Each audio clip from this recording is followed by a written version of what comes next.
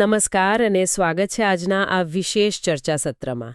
આજે આપણે શિક્ષણની એક ખૂબ જ મહત્વની કડી કહી શકાય, મૂલ્યાંકન, એના પર ઊંડાણપૂર્વક વાત કરીશું.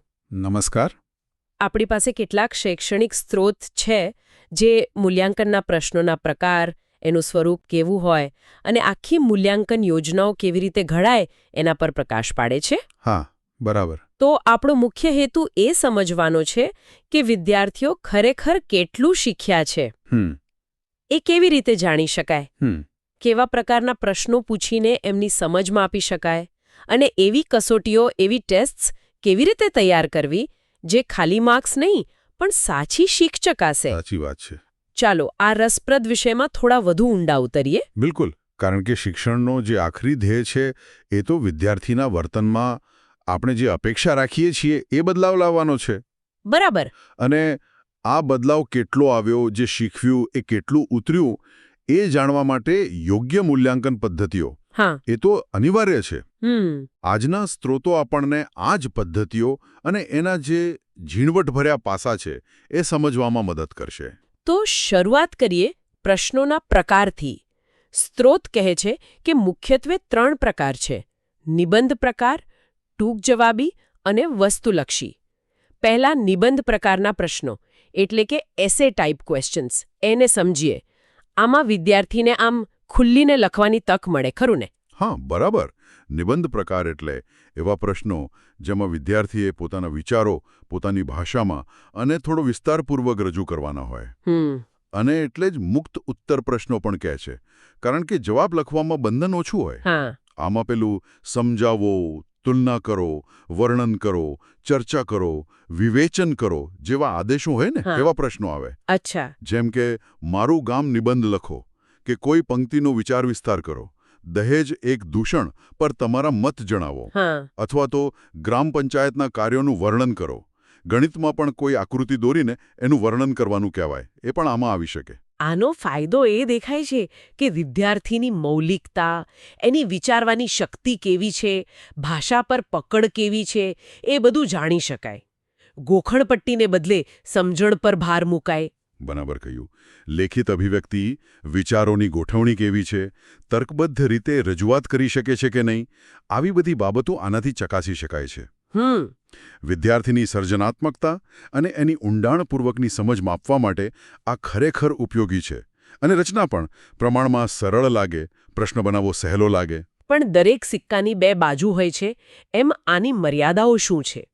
મને એક એવું લાગે છે કે માર્ક્સ આપવામાં પેલી સબ્જેક્ટિવિટી, વ્યક્તિગત મંતવ્ય આવી જવાનો ભય રહેતો હશે ને? ચોક્કસપણે.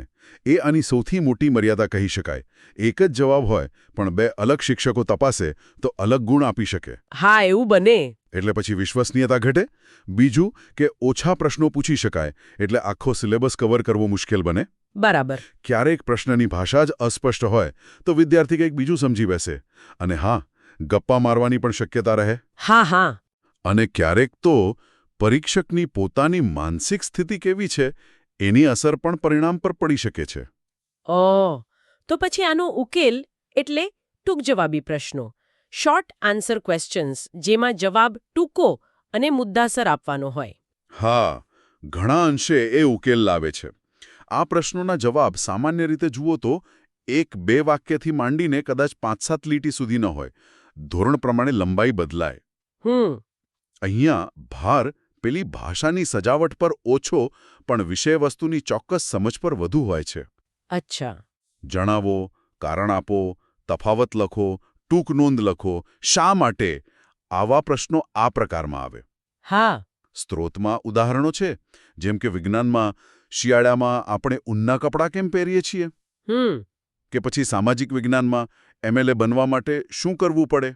આનાથી ફાયદો એ કે વધુ પ્રશ્નો પૂછી શકાય એટલે સિલેબસ વધુ કવર થાય, અને જવાબ ટૂંકા એટલે માર્ક્સ આપવામાં ઓછી સબ્જેક્ટિવિટી આવે, એમ ને? બરાબર.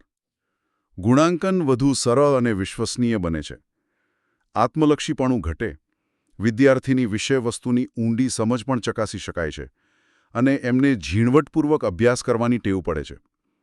નિબંધ પ્રકારની અમુક મર્યાદાઓ આનાથી દૂર થાય છે. પણ શું આમાં પેલી લેખિત અભિવ્યક્તિ કે મૌલિકતા ચકાસવાની તક ઓછી નથી મળતી? એ વાત સાચી છે. ભાષા શક્તિનું માપન એટલું બધું નથી થતું. અને બીજું, જો પ્રશ્ન બરાબર સ્પષ્ટ રીતે ન પૂછાયો હોય તો ક્યારેક વિદ્યાર્થી લાંબો જવાબ લખી નાખે અને એ નિબંધ પ્રકાર જેવો જ બની જાય. સમજાયું. અને હવે ત્રીજો પ્રકાર, વસ્તુલક્ષી પ્રશ્નો, ઓબ્જેક્ટિવ ક્વેશ્ચન્સ. આમાં તો જવાબ બિલકુલ ચોક્કસ હોય છે, ખરું ને? એકદમ સાચું. આને એટલે જ અનાત્મલક્ષી પ્રશ્નો પણ કહે છે. કારણ કે એમાં પરીક્ષકના વ્યક્તિગત મંતવ્યને કોઈ સ્થાન જ નથી. જવાબ નિશ્ચિત હોય, અફર હોય. એટલે ગમે તે ચકાસે? ગમે તે ચકાસે. ગુણ સરખા જ રહે, એટલે વિશ્વસનીયતા પૂરેપૂરી જળવાય છે. આના મુખ્ય બે પેટા પ્રકાર પાડી શકાય. એક છે સ્મૃતિ આધારિત, એટલે કે રીકોલ ટાઈપ, અને બીજો ઓળખ આધારિત, એટલે કે રેકોગ્નિશન ટાઈપ. ઓકે. સ્મૃતિ આધારિત એટલે? સ્મૃતિ આધારિતમાં વિદ્યાર્થીએ જવાબ યાદ કરીને લખવાનો કે બોલવાનો હોય. જેમ કે ખાલી જગ્યા પૂરો. દાખલા તરીકે 1 કિલોગ્રામ બરાબર ગ્રામ. હા. અથવા સીધો જવાબ આપો, જેમ કે ગુજરાતના જિલ્લા કેટલા છે. સંબંધ ઘટાયક એનાલોજી પણ આમાં આવે. અચ્છા, પેલું? હા, જેમાં પહેલા બે પદ વચ્ચેનો સંબંધ ઓળખીને ત્રીજા પદ પરથી ચોથું પદ શોધવાનું હોય. દાખલા તરીકે બળદ, ગાડું, ઘોડો, ડેશ. સમજાયો. અને ઓળખ આધારિતમાં? એમાં વિકલ્પો આપેલા હોય છે. હા, ઓળખ આધારિતમાં સાચો જવાબ આપેલા વિકલ્પોમાંથી શોધી કાઢવાનો, ઓળખી કાઢવાનો હોય છે. અહીં યાદ કરવા કરતાં ઓળખવા પર ભાર છે. ઠીક છે. આના ઘણા સ્વરૂપો છે અને એ વધુ પ્રચલિત પણ છે. જેમ કે પેલું ખરા ખોટા. True false. વિધાન સાચું છે કે ખોટું એ નક્કી કરવાનું. હા. પછી જોડકા, મેચિંગ. બે કોલમની વિગતોને બરાબર જોડવાની. અને સૌથી વધુ વપરાય છે તે બહુવિકલ્પ પ્રશ્નો, એટલે કે મલ્ટિપલ ચોઇસ ક્વેશ્ચન્સ. MCQ. હા, MCQ તો બહુ જ કોમન છે. બરાબર. એમાં એક પ્રશ્ન હોય અને નીચે 3 વિકલ્પો આપ્યા હોય, જેમાંથી સાચો જવાબ પસંદ કરવાનો. આમાં પણ છે ને સારા ભ્રામક વિકલ્પો, જેને ડિસ્ટ્રેક્ટર્સ કહેવાય, એ બનાવવા એ પણ એક કળા છે. એટલે કે જે જવાબ ખોટા છે પણ સાચા જેવા લાગે. હા, બરાબર. જે વિદ્યાર્થીઓ સામાન્ય રીતે શું ભૂલો કરે છે એની સમજ હોય તો સારા ડિસ્ટ્રેક્ટર્સ બનાવી શકાય. આ સિવાય બીજા પ્રકારો પણ છે, જેમ કે વર્ગીકરણ, ગુરુયુગ્મીકરણ, ક્રમ નિર્ણાયક, જે ચોક્કસ હેતુઓ માટે વપરાય છે, પણ મૂળ સિદ્ધાંત ઓળખનો જ છે. વસ્તુલક્ષી પ્રશ્નોના ફાયદા તો સ્પષ્ટ દેખાય છે. ઝડપથી ચકાસી શકાય, વિશ્વસનીયતા પૂરી અને બહોળો અભ્યાસક્રમ આવરી લેવાય. પણ શું આનાથી ઊંડી સમજ કે વિશ્લેષણ શક્તિ ચકાસી શકાય? અને ક્યારેક અંદાજથી, ગેસિંગથી પણ જવાબ સાચો પડી જાય ને? એની મર્યાદા ખરી. આ પ્રશ્નો મોટે ભાગે જ્ઞાન અને સમજની જે નીચલી કક્ષાઓ છે એ ચકાસે છે. ઉચ્ચ માનસિક શક્તિઓ જેવી કે વિશ્લેષણ, સંશ્લેષણ, મૂલ્યાંકન, એ બધું માપવા માટે આ ઓછા ઉપયોગી છે. અને હા, અનુમાન લગાવવાની શક્યતા રહે છે, ખાસ કરીને જો વિકલ્પો બરાબર રચાયા ન હોય. જો કે જો પ્રશ્નો સારી રીતે રચવામાં આવે તો તે માત્ર યાદશક્તિ નહીં પણ સમજ અને ઉપયોજન પણ ચકાસી શકે છે. તો આટલા બધા પ્રકાર જાણ્યા પછી એક સારો પ્રશ્ન બનાવવા માટે કોઈ ચોક્કસ પ્રક્રિયા કે સિદ્ધાંતો છે? સ્ત્રોતમાં પ્રશ્ન રચનાના સોપાનની વાત છે, એ શું છે? હા, એક વ્યવસ્થિત પ્રક્રિયા અનુસરી શકાય. સૌથી પહેલાં તો એ નક્કી કરવું પડે કે આપણે આ પ્રશ્ન દ્વારા શું ચકાસવા માંગીએ છીએ, એટલે કે હેતુ નક્કી કરવો. ઓકે. પછી એ હેતુનું વિશ્લેષણ કરવું પડે. એમાં કયું વિષય વસ્તુ સમાયેલું છે અને કઈ આવડત કે નિષ્પત્તિ ચકાસવી છે. તે પછી વિચારવું પડે કે આ આવડત માટે વિદ્યાર્થી પાસે કયું જ્ઞાન કે અનુભવ હોવો જરૂરી છે, અને એના આધારે પછી પ્રશ્નોનો યોગ્ય પ્રકાર પસંદ કરવો. નિબંધ, ટૂંકો કે વસ્તુલક્ષી. અને છેલ્લે પ્રશ્ન લખવાનો.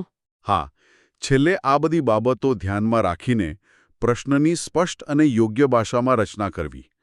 સ્ત્રોતમાં ઉદાહરણ છે કે શબ્દકોશનો ઉપયોગ શીખવવો હોય તો એના માટે કક્કાબારાક્ષરી, જોડાક્ષર, સંક્ષિપ્ત રૂપ, આ બધાનું જ્ઞાન જરૂરી છે. એ સમજીને પછી પ્રશ્ન બનાવાય. અને પ્રશ્ન બનાવતી વખતે ભાષાની સ્પષ્ટતા, વિદ્યાર્થી કઈ ઉંમરનો છે એ, અને તે ખરેખર જે માપવા માંગીએ છીએ તે જ માપે છે કે બીજું કંઈક, એ બધું પણ ધ્યાનમાં રાખવું પડતું હશે ને? બિલકુલ. પ્રશ્ન હેતુલક્ષી હોવો જોઈએ, સૂચના એકદમ સ્પષ્ટ હોવી જોઈએ, ભાષા વિદ્યાર્થી સમજી શકે તેવી, એની વયકક્ષા મુજબની હોવી જોઈએ. હા. પ્રશ્ન માત્ર યાદશક્તિ પર આધારિત ન રહેતા વિચારશક્તિને પ્રેરે એવો હોવો જોઈએ. ગુણભાર પણ યોગ્ય રીતે ફાળવેલો હોવો જોઈએ. અને જો મૌખિક કે ક્રિયાત્મક કસોટી માટે પ્રશ્ન બનાવતા હોઈએ તો એ પ્રમાણે જ રચવો પડે, જેમાં કંઈક બોલવાનું હોય કે કંઈક કરીને બતાવવાનું હોય. જેમ કે કવિતા ગવડાવવી, કોઈ નકશામાં ચોક્કસ સ્થાન બતાવવાનું કહેવું, વિજ્ઞાનનો કોઈ સાદો પ્રયોગ કરવો વગેરે. સ્ત્રોતમાં પેલું શ્રવણ અને વાંચન કૌશલ્ય કે તર્કશક્તિ માપવા માટે પણ અલગ પ્રકારના પ્રશ્નોના ઉદાહરણ આપ્યા છે. એ બહુ રસપ્રદ લાગ્યું. જેમ કે વાર્તા સંભળાવીને પ્રશ્નો પૂછવા. હા, એ બતાવે છે કે મૂલ્યાંકન કેટલું વૈવિધ્યસભર હોઈ શકે. શ્રવણ કૌશલ્ય ચકાસવું હોય તો કોઈ વાર્તા કે સંવાદ સંભળાવીને એના પર આધારિત પ્રશ્નો જેમ કે MCQ પૂછી શકાય. વાંચન કૌશલ્ય માટે કોઈ જાહેરાત, ફકરો કે ચિત્ર આપીને એના પરથી જવાબ શોધવાના પ્રશ્નો હોઈ શકે. પતંગિયાના જીવનચક્રનો ફકરો કે ક્રિકેટ ક્લબની જાહેરાતનું ઉદાહરણ છે સ્ત્રોતમાં. હા, જોયું. એ જ રીતે તાર્કિક અને માનસિક ક્ષમતા ચકાસવા માટે કોયડા, સંખ્યાશ્રેણી, સમસંબંધ, એનાલોજી, જુદું પડતું ઓળખવાનું ઓડ વન આઉટ કે ચિત્ર આધારિત તાર્કિક પ્રશ્નો, આ બધું પણ ઉપયોગી છે. બરાબર. પ્રશ્નોની વાત તો થઈ. હવે આ બધા પ્રશ્નોને ભેગા કરીને એક સારી કસોટી એટલે કે ટેસ્ટ એ કેવી રીતે બને? કસોટીના પણ પ્રકાર હોય છે. હા, કસોટીને મુખ્યત્વે બે રીતે જોઈ શકાય. એક છે ઔપચારિક કસોટીઓ, ફોર્મલ ટેસ્ટ, જે આપણે સામાન્ય રીતે પરીક્ષા તરીકે ઓળખીએ છીએ. માસિક હોય, સત્રાંત પરીક્ષા હોય, જે ચોક્કસ સમયે પૂર્વ નિર્ધારિત હેતુઓ માટે લેવાય છે. અને બીજું છે અનૌપચારિક મૂલ્યાંકન, ઇન્ફોર્મલ અસેસમેન્ટ. એ એટલે જે વર્ગખંડમાં શિક્ષક દ્વારા સતત ચાલતું રહે છે. વિદ્યાર્થીઓ જવાબ આપે, ચર્ચામાં ભાગ લે, એમની નોટબુક તપાસે. આ બધું અનૌપચારિક મૂલ્યાંકન છે. અચ્છા. હવે પેલી ઔપચારિક કસોટીઓના સ્વરૂપ પ્રમાણે 3 મુખ્ય પ્રકાર છે. એક તો લેખિત કસોટી, રિટન ટેસ્ટ, જેમાં પ્રશ્નો અને જવાબો બધું લખીને થાય. આ સૌથી પ્રચલિત છે. હા. બીજી છે મૌખિક કસોટી, ઓરલ ટેસ્ટ, જેમાં જવાબો બોલીને આપવાના હોય. વાયવા જેવું. હા, આનાથી ઉચ્ચારણ, અભિવ્યક્તિ, હાજર જવાબીપણું એવી બાબતો ચકાસી શકાય જે લેખિતમાં ના ચકાસી શકાય. અને ત્રીજી છે ક્રિયાત્મક કસોટી, પ્રેક્ટિકલ પરફોર્મન્સ ટેસ્ટ. એટલે પ્રેક્ટિકલ એક્ઝામ. હા, જેમાં વિદ્યાર્થીએ કંઈક કરીને બતાવવાનું હોય. વિજ્ઞાનના પ્રયોગો, ભૂમિતિની રચનાઓ દોરવી, નકશા પૂર્તિ કરવી, રમતગમતના કૌશલ્યો, આ બધા એના ઉદાહરણ છે. તો એક આદર્શ કસોટી પછી ભલે તે લેખિત હોય, મૌખિક હોય કે ક્રિયાત્મક, એમાં શું શું હોવું જોઈએ? શું ધ્યાનમાં રાખવું પડે? જુઓ, એક સારી કસોટી માટે કેટલીક બાબતો બહુ જરૂરી છે. શરૂઆતમાં બધી વિગતો, વિષય, ધોરણ, કુલ ગુણ, સમય, બધું સ્પષ્ટ લખેલું હોવું જોઈએ. હા. સૂચનાઓ બિલકુલ ચોખ્ખી હોવી જોઈએ. વિદ્યાર્થી ગૂંચવાય નહીં એવી. અને સૌથી અગત્યનું, એ કસોટી બ્લુપ્રિન્ટ પ્રમાણે બનેલી હોવી જોઈએ. આ બ્લુપ્રિન્ટ શબ્દ ફરી આવ્યો. એ શું છે? પેલું તમે કહ્યું એમ મકાન બાંધતા પહેલા નકશો બને એવું કંઈક? બિલકુલ એ જ. બ્લુપ્રિન્ટ એટલે પ્રશ્નપત્ર બનાવતા પહેલા તૈયાર કરાતું એક માળખું, એક પ્લાન. જેમ મકાન માટે નકશો હોય એમ. ઓકે. તે એ સુનિશ્ચિત કરે છે કે કસોટીમાં અભ્યાસક્રમના બધા મુદ્દા આવી ગયા.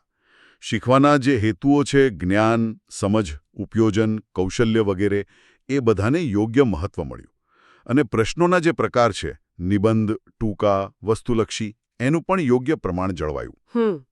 આ 3 બાબતો, વિષયવસ્તુ, કન્ટેન્ટ, હેતુઓ, ઓબ્જેક્ટિવ્સ, અને પ્રશ્ન પ્રકાર, ક્વેશ્ચન ટાઇપ્સ, આ ત્રણેયને કેટલું ભારાંક આપવું, એ દર્શાવતું કોષ્ટક એટલે બ્લુપ્રિન્ટ. અચ્છા, એટલે આનાથી પ્રશ્નપત્ર એકદમ બેલેન્સ્ડ બને. હા, સુનિશ્ચિત અને સમતુલ બને.